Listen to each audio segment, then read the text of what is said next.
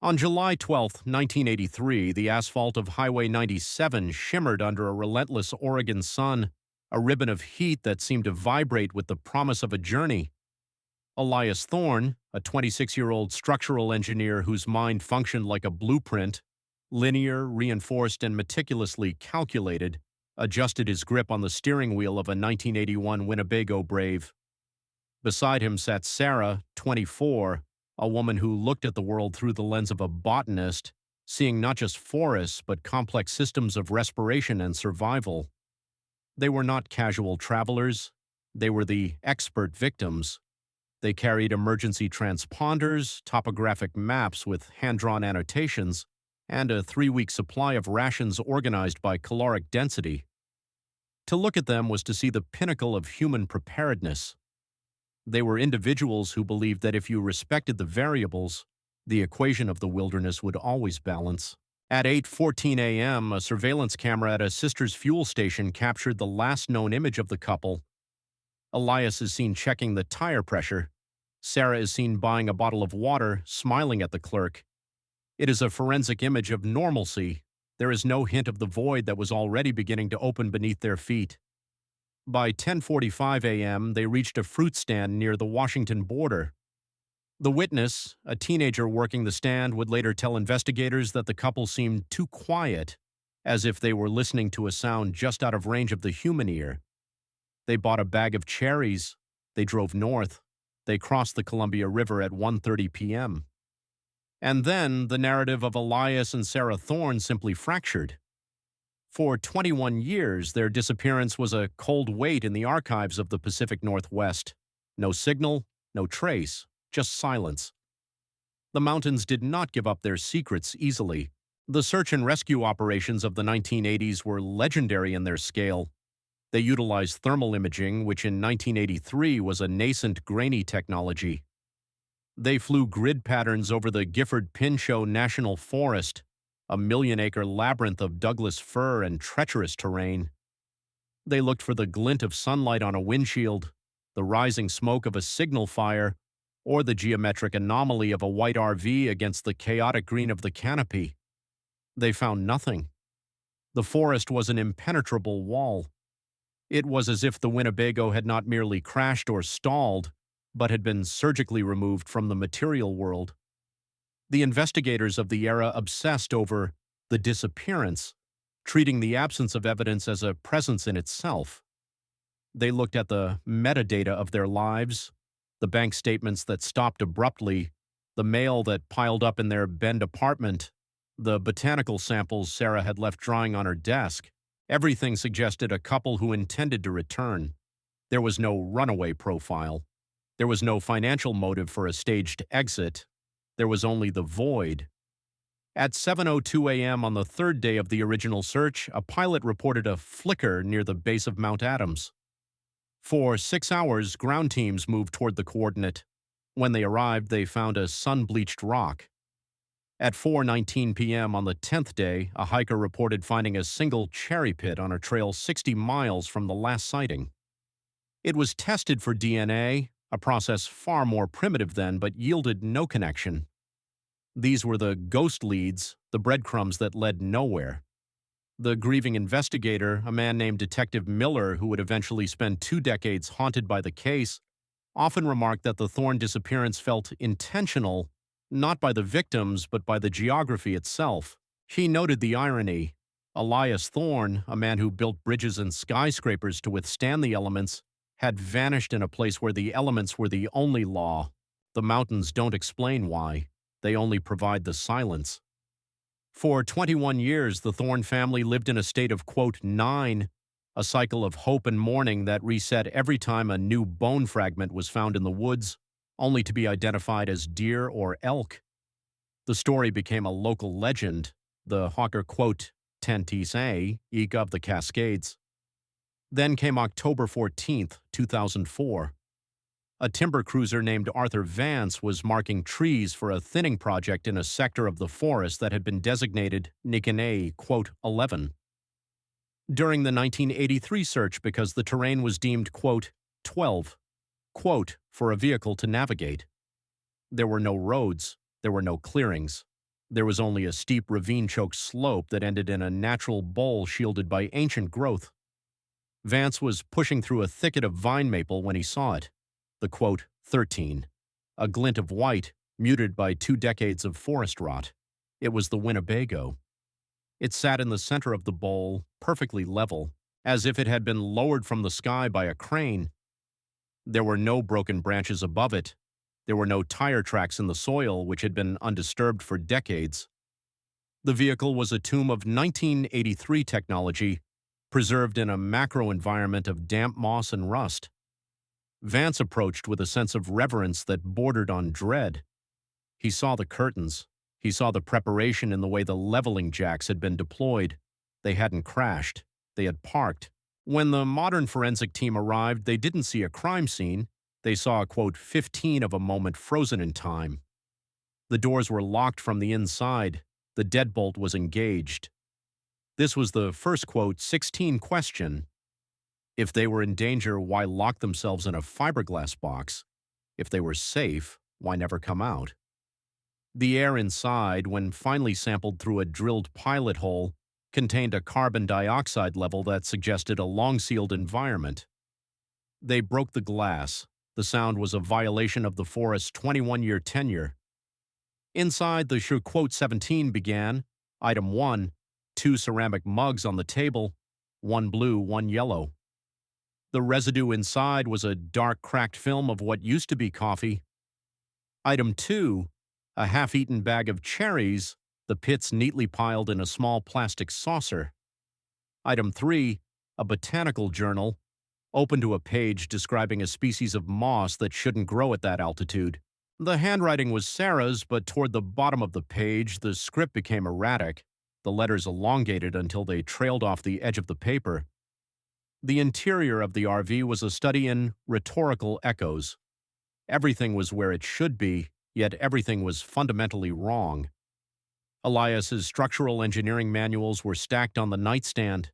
A slide rule sat atop a map. But the map was the anomaly. It was a standard forestry map, but Elias had used a red pen to draw structural stress lines across the topography, as if he were trying to calculate the load-bearing capacity of the mountain itself. He had marked a point in the ravine, the exact point where they were found, and labeled it the center of gravity. Why would a structural engineer treat a mountain like a building? The pacing of the investigation moved with a slow burn rhythm. Every drawer was a new chapter of the tragedy. In the closet, their jackets were hung neatly. Their hiking boots, the very equipment that was supposed to be their salvation, were tucked under the bed. They had vanished without their shoes. In the harsh, high-altitude environment of the Cascades, to be without shoes is to be dead within hours. Yet there were no signs of a struggle, no blood, no forced entry, just the physical evidence of a peaceful, impossible exit. As the team moved toward the cockpit, they found the radio. This was the technical metadata that would redefine the case. The radio was a high-end unit for the time, capable of reaching frequencies far beyond the standard emergency bands. It was powered by a secondary battery system that Elias had custom-built, another example of his expert preparedness. The dial was set to a frequency that, even in 2004, remained unallocated. When the investigators hooked the unit to a power supply, it hummed to life. The speaker emitted a sound that was described in the official report as harmonic static. It wasn't the white noise of an empty channel. It was a rhythmic, pulsing sound that seemed to mimic a heartbeat. The quote 26, now an older man nearing retirement, stood in the cramped cabin and listened to that pulse. He looked at the photo of the young couple on the dashboard, Sarah laughing, Elias holding a compass, and felt the weight of the 21-year silence. The quote 27 was everywhere. They had the tools to survive a winter, but they hadn't survived an afternoon. They had the knowledge to navigate the globe, but they had lost their way in a ravine they had intentionally chosen. The reconstruction of the timeline began to take shape through the timestamp pacing of the evidence. July 14, 1983, 3:22 p.m. Elias logs the engine temperature. Everything is normal. July 14, 1983, 6:45 p.m. Sarah notes the unusual color of the sunset. July 14th, 1983, 11:11 p.m. The last entry in the logbook. It is a single word written in Elias's precise engineering hand: resonance. Below it, a series of mathematical equations that attempted to bridge the gap between structural integrity and acoustic vibration. Imagine you are standing in that RV as the sun sets over the Gifford Pinchot. You are surrounded by the best gear 1983 could buy. You are a master of your craft. You are safe behind locked doors. And yet you feel the resonance in your bones. You feel the mountain beginning to breathe. You realize that your preparedness was a delusion. The mountains don't keep their secrets because they are hidden. They keep them because we lack the language to understand what they are saying. The forensic team found a cassette recorder wedged between the cushions of the banquet seat. It was a standard Sony Walkman, the plastic yellowed by time. The tape inside was the final piece of the quote 33. When played, it didn't offer a resolution. It only deepened the open loop. It began with the mundane sounds of a meal, the clink of silverware, the pouring of liquid. Then the sound of the radio pulse began to drown out the domesticity. Sarah's voice is heard first. "It's getting louder, Elias." Her voice is not terrified. It is curious. It is the voice of a scientist observing a new phenomenon. Elias responds, "The frequency is matching the cabin's natural frequency." The walls, they aren't holding the sound out, they're amplifying it. There is a sound on the tape that the forensic analyst could never identify. It is a low-frequency oscillation that causes the recording to distort. It sounds like the earth itself is grinding its teeth. In the background, the expert victims are heard moving toward the door, not running, walking.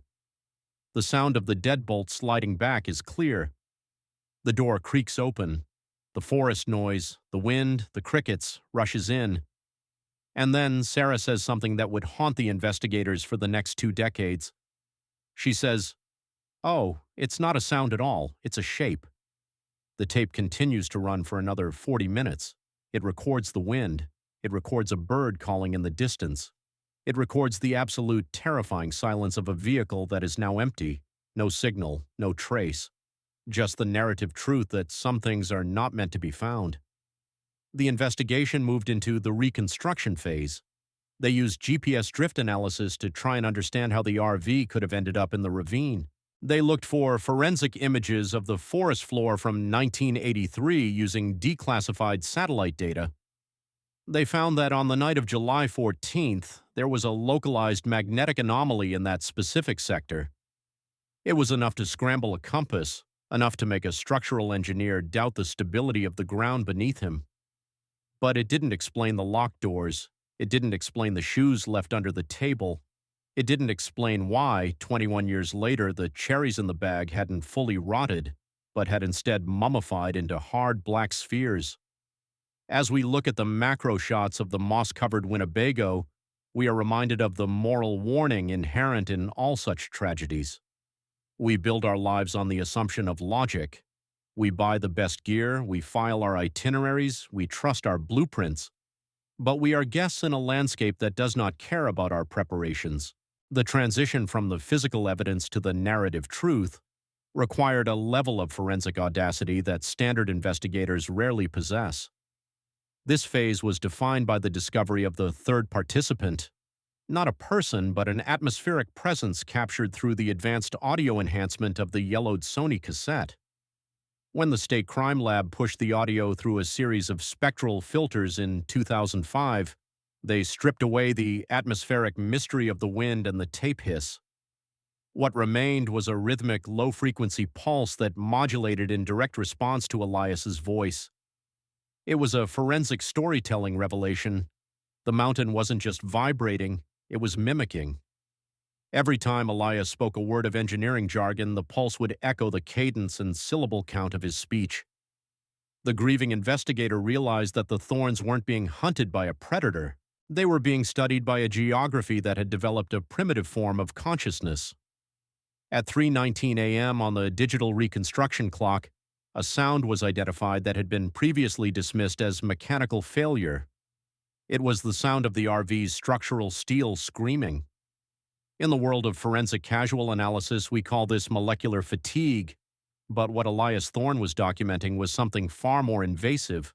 The metal of the Winnebago wasn't just rusting, it was being rewritten. When the forensic team performed a macro scan of the chassis in 2004, they found that the crystalline structure of the iron had been replaced by a carbon-based lattice that resembled the cellular wall of a hemlock tree. The border between the .50 and the environment was dissolving at a microscopic level. The .51 was updated to include a discovery made beneath the floorboards of the kitchenette. While searching for a hidden safe or documents, a technician uncovered a series of .52 carvings etched directly into the plywood. They weren't letters. They were a forensic image of the star charts for July 14, 1983, but with one terrifying discrepancy. The stars were missing. Elias had carved the constellations as empty holes, a void in the celestial map. Beside it, Sarah had written a single indirect dialogue quote, "The sky is the same as the ground now. There is no difference between falling and standing still." This matches the timestamp pacing of the final audio log where the sound of gravity, a localized shifting of weight, causes the RV to tilt dangerously despite being parked on level ground. Imagine you are Elias Thorne, a man who believes in the permanence of steel and the reliability of gravity. You look at your level, and the bubble says you are flat. You look out the window, and the horizon is vertical. You are experiencing the impossible discovery of a world where your expertise is a liability. The narrative truth suggests that the Thornes didn't leave the RV because they were forced out. They left because the interior of the RV had become more alien than the forest outside. The .59 hypothesized that by 5 a.m. on that final morning, the Winnebago had effectively ceased to be a man-made object. It had been .60 CEO by the resonance, turning into a hollowed-out husk of wood and frequencies. The .61 Nucker question remains, where did they go? The .62 phase turned toward the .63 Ka survival gear. The dual-frequency radio, found set to a dead channel, was actually broadcasting a .64 Ka of the couple's own heartbeats. The modern technicians discovered that the radio had been modified by Elias to act as a biomonitor. He wasn't looking for a signal from the outside. He was broadcasting his own existence into the void. The rhetorical echo of the forest, "The mountains don't explain why," felt more like a physical weight in the room as the investigators realized the Thornes were aware of their own erasure. In the back of the RV, tucked inside the botanical press, Sarah had placed a single leaf from a plant that does not exist in the Pacific Northwest or anywhere else on the planet. It was a .67 of the impossible. The leaf was perfectly translucent, like a .68, frozen in organic matter. When the .69 touched it, the leaf didn't crumble, it hummed. It vibrated at the same resonant frequency that Elias had calculated on the map. They weren't going into the woods, they were going into the .71 itself. The .72 rhythm of this case ends not with a find, but with a realization. The RV was found 21 years later because the .73 had finally finished with it. The forest had digested the people and spat out the steel. The .74 retired shortly after the 2004 recovery, leaving behind a file that is mostly .75 huyas and questions. The final phase of the reconstruction moves away from the physical wreckage and into the .76 Mayuolkachak perspective, focusing on the ultimate erasure of the Thorne legacy and the .77 Shoya left for those who follow. By 2006, the Winnebago had been removed from the ravine, but the site itself remained a .78 of a reality that had collapsed. The .79. Detective Miller returned to the bowl one last time before the forest roads were decommissioned. He noted that despite the vehicle being gone, the ground where it had sat for 21 years refused to grow new life. It was a .80 in the forest floor, a circle of scorched earth that felt like .81 made manifest. Miller's final report was not a document of closure, but a .82 on the limitations of human preparedness. He focused on the quote 83 regarding the couple's high-frequency radio. In a final forensic deep dive into the unit's metadata, technicians found that the radio hadn't just been broadcasting the couple's heartbeats, it had been receiving a signal. At 4:59 a.m. on the final day, the radio log recorded an incoming transmission from a source that the report described as subterrestrial. It wasn't coming from the sky or a distant tower, it was coming from the center of the mountain. Did Elias and Sarah Thorne walk out of that RV because they were beckoned? The quote 85 concludes with the disposal of the mundane items. The floral curtains were incinerated as biohazardous material due to the quote 86 quote that had fused with the fabric. The 2 coffee mugs were placed in a storage locker in Bend, where they remain to this day, concentric rings of 1983 dust preserved in a 2005 vacuum. The Botanical Journal, specifically the pages detailing the non-photosynthetic moss, was classified by the Department of Forestry and removed from the public record. We are left with the quote 87 of the final scene. No footprints, no bodies, no answers, just the forest. Imagine you are standing in that ravine today. The quote 88 of the world has moved on, but the quote 89 remains. You look at the 90% of the surrounding trees and realize they are older, taller, and perhaps more 91% than they were 40 years ago. You feel the quote 92 in your chest, the realization that Elias Thorne's blueprints and Sarah Thorne's taxonomy were merely names we give to things we don't understand to keep from being afraid. The expert victim is a mirror for ourselves. We believe that if we pack enough water, if we bring a better radio, if we lock the door, we can survive the impossible. But the mountains keep their secrets, and they are not looking for our permission. The narrative truth is that the Thornes were not lost in the woods, they were found by the woods. They were a structural stress that the mountain decided to resolve. The grieving investigator died in 2012. In his personal effects, his family found a single, unauthorized copy of the resonance tape. His last note, scrawled on the back of a crime scene photo, read, "It's not a sound, it's a door." We end our chronicle with a slow pan over the Gifford Pinchot as the sun sets, casting long geometric shadows that look like Elias's engineering sketches. The story of the young couple who vanished on a road trip is a forensic storytelling loop that never truly closes. No signal, no trace, just the silence. And the mountains, as always, don't explain why. They only provide the setting for the next impossible discovery.